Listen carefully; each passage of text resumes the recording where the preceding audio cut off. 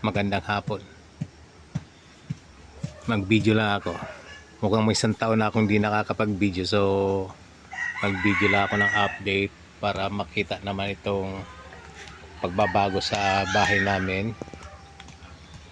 Tingnan mo natin ang hanggang ngayon naka-andar na mga flash. Ano yan? Floodlights. So, ito na nga. Itong binubuno namin ng ilang linggo na. Ang ganda na ng tsura.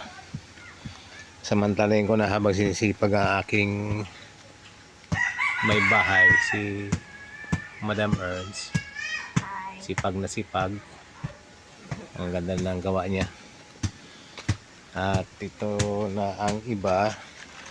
So bababa ako para makita siya ang mga nagawa na namin so far. Ayan. Ito yung nalaglag na lang to na binagsak ng anay. So ginawa ko ng second floor. Ayan na siya. Actually may hagdan din sa kabila. Ayan. Yung mga dingding na yan puro lupa. Ayan, mga lupa lang yan. Tapos dinidiskartehan kung nilalagyan ng mga bato para mapastahan ng semento sa ibabaw. Ayan. Ayan. Medyo madilim siguro. Okay. Meron na rin parang poste. Mga pinasta-pasta na mga bato. Ayan. So itong dito, may hagdan na talaga siya na actually sa lawak ng hagdan, talagang napakahirap i-landscape. Pero ayan, napagtyagaan din. Bababa ako ng konti para makita doon sa baba ang naging pagkakaiba. May video ako nito dito nung ginawa namin itong hagdan-hagdan na to. I guess mga 2 years ago pa.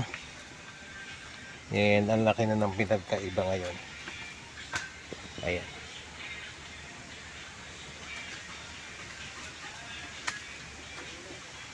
So